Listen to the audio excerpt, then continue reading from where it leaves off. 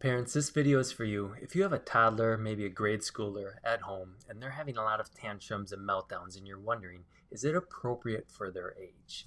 You see, one of the things that we talk with parents a lot about in our office is there's a normal toddler tantrum meltdown, and there's also a nervous system that can be overwhelmed, especially from sensory issues, is one of the most common things we see in our office. So I want to show you a slide that I shared recently at a presentation for the Minnesota Association of Children's Mental Health.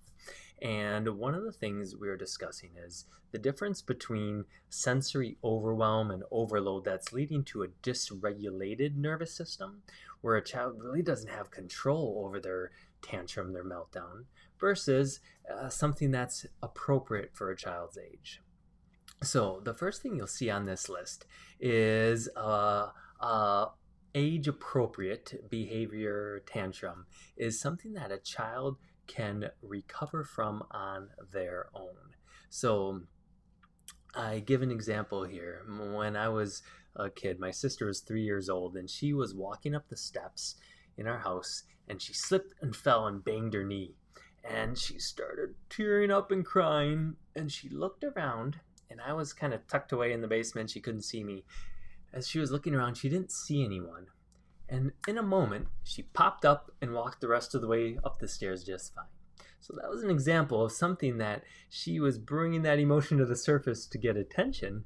And when she didn't see anyone, she could cut it off on her own.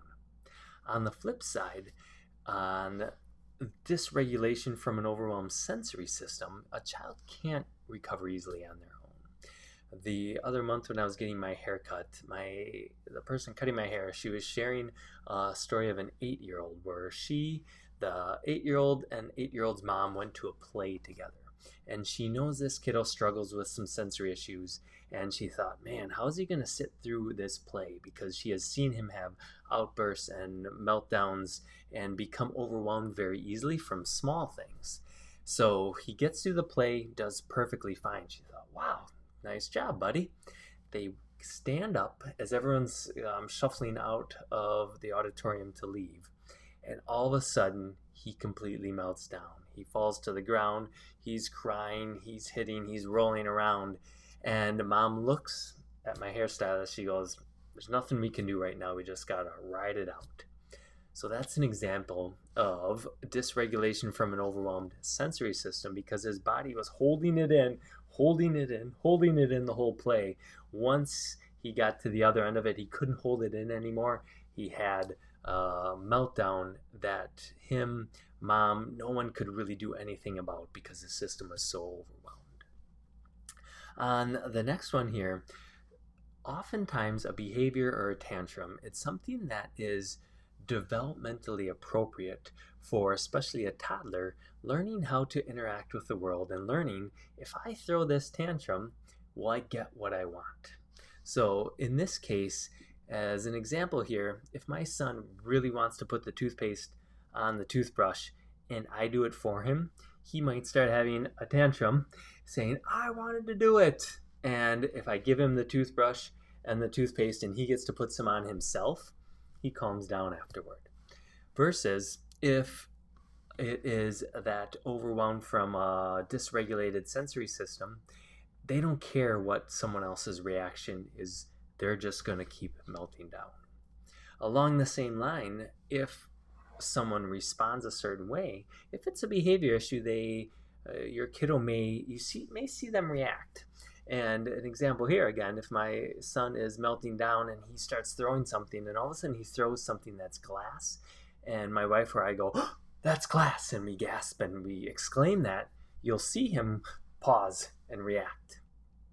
You'll see him and he might go right back into it, but you can see that moment of change because he's just realized he might have pushed things over the edge. So responding to others' input is an example of a behavior issue. It's in that developmentally appropriate category. Versus purely tuning others out, that's a sign that your kiddo might have an overwhelmed sensory system. And then the last one on this slide, a shorter time. In general, there's no hard and fast rule that it says if meltdowns this much or longer, it's a sensory thing, versus if it's this much or shorter, it's a behavior thing. But a common kind of estimate, if it's 20 minutes or less, it very well could be in that behavior tantrum developmentally appropriate category. If you see your kiddo going 40 minutes, 60 minutes, we talk to parents where it's an hour and a half, something triggers their system, overwhelms their system so much, and it just goes on and on and on, that's better odds that it's going into that sensory overwhelm and they just can't do anything about it. Because quite frankly, your kiddo probably doesn't want to be screaming and crying and fussing for an hour. It's that their system just has no other way to release the stress, and that's what they have to do.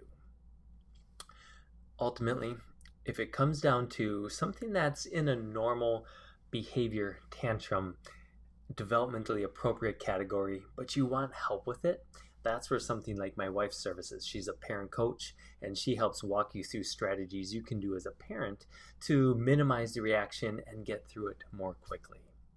If, on the other side, your kiddo is having more than just the behavior tantrum issues, but going all the way into that sensory overwhelm and meltdown that is uncontrolled, that's where we step in. Our style of neurological chiropractic helps the nervous system heal and integrate to handle things better and allow meltdowns to go from extreme to a more appropriate level.